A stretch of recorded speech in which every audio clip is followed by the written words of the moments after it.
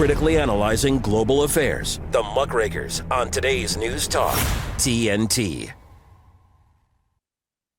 Well, welcome along to the Muckrakers with me, Andrew Eborn. This is the show where we strip the day's big talking points down to their bare bones and devour the red meat of pure debate as we focus on the stories that matter to you, wherever you're listening or watching from around the world. And today we're going to discuss the policies which need to be addressed by the major political parties in this general election campaign. Are they discussing the key policies that matter to you? Let us know. There's also a huge anti-war rally in NATO's member capital. And isn't Zelensky now a dictator? Israel has accepted Joe Biden's Gaza ceasefire proposals, but believes a framework deal is in need of much more work. All those and a lot more to discuss with my wonderful panel coming up, but I want to hear from you, and this is how you can get in touch. Thanks for listening to us. Now we want to listen to you. Our lines are open from the U.S. and Canada. Call 1-888-201-6425. From the UK, call 033-0024-1026. And from Australia and New Zealand, call 1-800-670-310. Free speech is alive and well on today's News Talk, TNT Radio. Well, it is indeed alive and well here on the Muckrakers, and I'm really looking forward to hearing from you. If you've got any thoughts on the topics we talk about today, or even if you want to raise something completely different, do get in touch with me. Well, today I'm going to spoil you because it's the beginning of the week. It's made up of me, the Muckrakers, Andrew Eborn, and Dr. Simon Elmer, who's in Hong Kong, and Nigel Nelson, who's over here in jolly old Blighty. Well, Dr. Simon Elmer received his PhD in History and the Theory of Art from University College London in 2002. He is taught at the Universities of London, Manchester, Reading, and Michigan. And in 2015, he co-founded Architects for Social Housing. Simon is an author of books on the global biosecurity state and the Great Reset. Welcome to you, Simon. And Nigel Nelson is the former Sunday Mirror political editor and Britain's longest-serving political editor. Is that still true? Do you still hold that record, Nigel? Don't hold the political editor title, but I was the longest-serving and no one's beaten the record yet. That's what I mean. You're a record holder, and I've had the joy of sharing many a studio, more platforms than Paddington, with Nigel. Well, let's have a look at them. Policies every single day. We're hearing new stuff. I was listening to Keir Starmer this morning.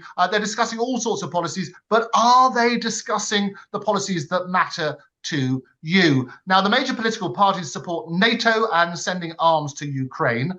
Aren't they ignoring growing public opposition to continuing the war? What do you think, Simon? Yes, I think they are. It's a very interesting election. It's the first one since December 2019. Since then, we've had a range of prime ministers, and our current one hasn't been elected. What the governments have done to the British people, in common with most Western governments, has been quite extraordinary over the last 5 years. It's just over 5 years since they locked us down in March 20. They instigated a program of gene therapy, which became conditional upon a condition of our citizenship. They've started a war with Russia, a proxy war. They've condoned and supported and sold arms to a genocide in Gaza. They've instigated various programs of the Great Reset, like digital ID, central bank digital currency, the restrictions on our freedoms and human rights of Agenda 2030. And we're facing the pandemic treaty. None of these issues are being discussed by any of the parties. In fact, I think when we look at this election, it's kind of interesting. I'm over here in Hong Kong now, so I see this only through Twitter. That's the only social media account I use. And I don't follow any of the political parties. And yet my timeline is absolutely wall to wall with the advertisements of Labour and the Conservatives. I don't think I've seen any of the other parties. I think it's interesting since Twitter, since social media was subjected to such censorship under lockdown, the type of censorship is different now. A lot of shadow banning going on. Twitter and social media in general has become our real parliament. You know, parliament has been dissolved at the moment. We're led exclusively by the government. And what's gone in place of the parliament has become social media. And we're being bombarded by a kind of noise, a white noise of very, very silly discussions about whether a certain MP is being prejudiced against and so on and so forth. We're being talked about things like the great new British, net zero and stuff like this. But nobody's really talking about what has happened to the British people over the next 5 years and what we're being threatened with and what we're being committed to, no matter which of these two parties get into government. There is a cross-party consensus from the only two parties who are going to get in, Labour or Conservative, on these programs of the Great Reset, and yet none of this is being discussed in the election campaigns of the two main parties. So let's have a look at that specifically then. I mean, we'll come on to the topics they're not discussing, but talking about Ukraine specifically, and you're right to point out that online is the new front line, as I would put it. This is where you're controlling the hearts and minds. Do you think, Nigel, that they're ignoring the growing public opposition to continuing the war?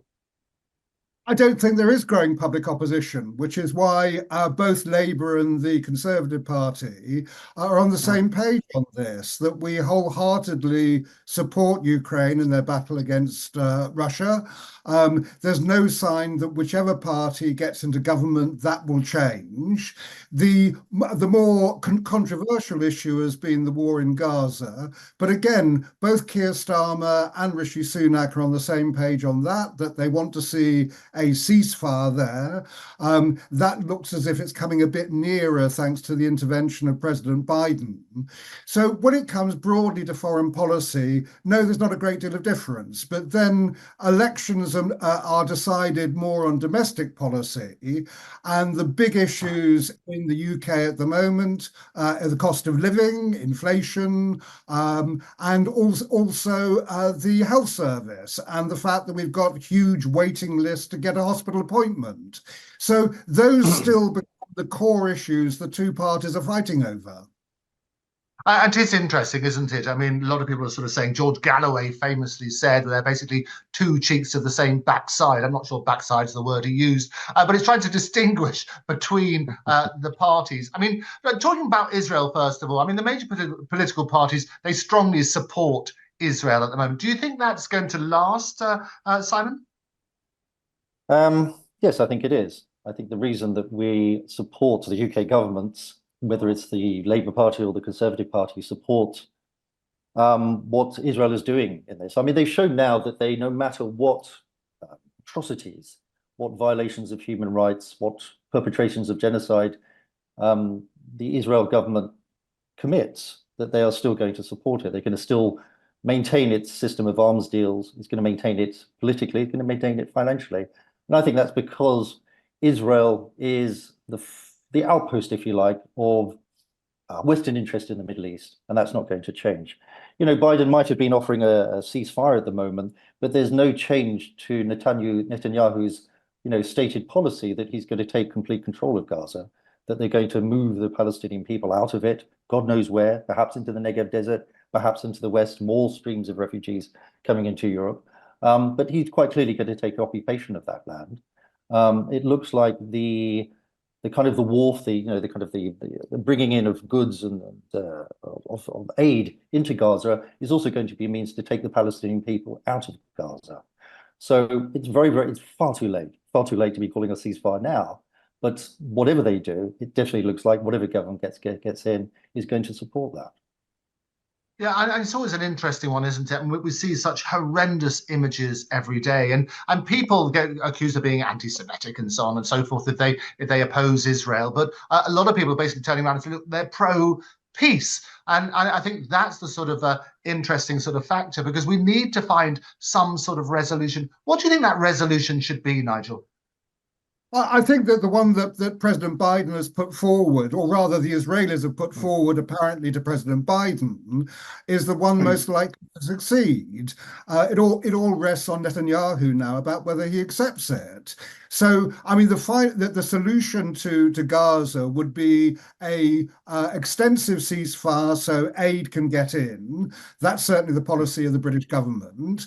The release of all hostages by Hamas are also the policy of the British government and the Labour Party, and the hope that that would lead to a lasting peace after that. I don't agree with Simon that the end game will be to remove all Palestinians from Gaza.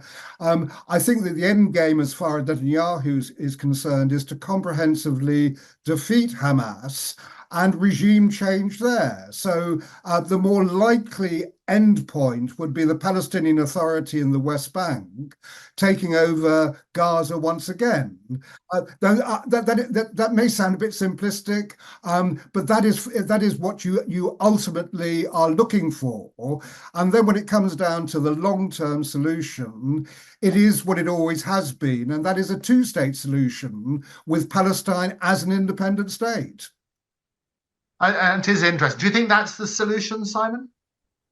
I think the first solution is for the Western countries who are members or have signed up to the resolutions of the International Court to enact its findings, which is to arrest Netanyahu and his war cabinet on charges of war crimes. I think that would be a start.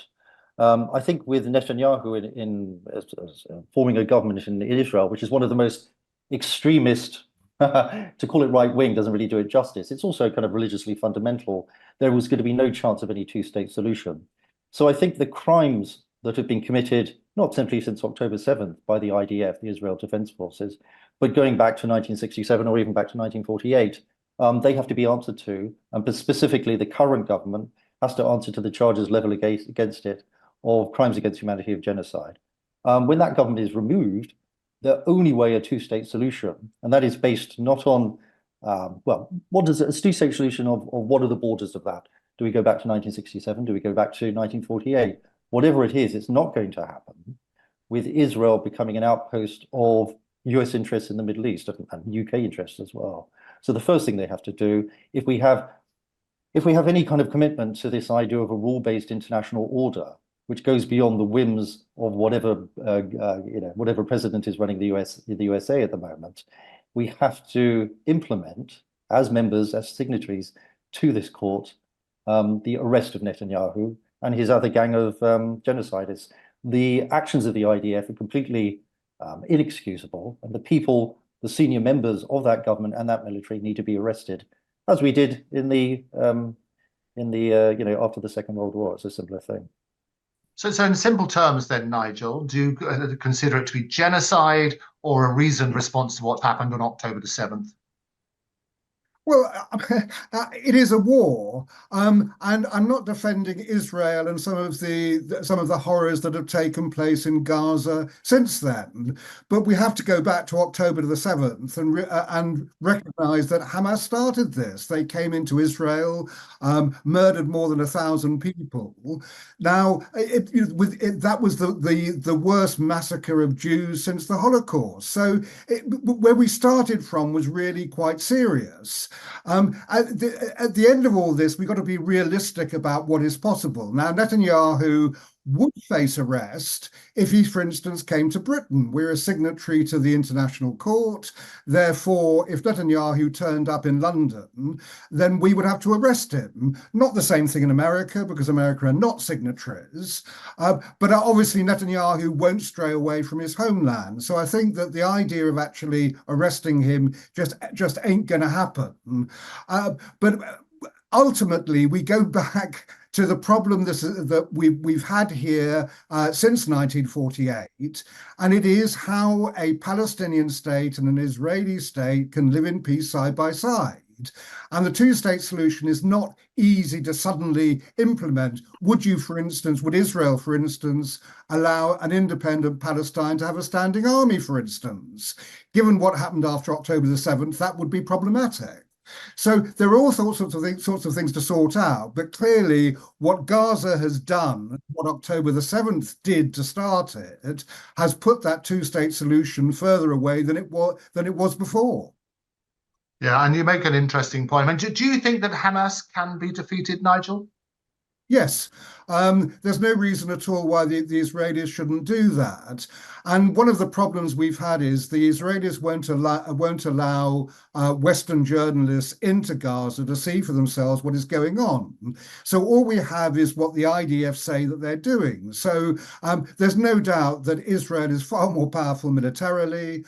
Ultimately, Hamas would be defeated.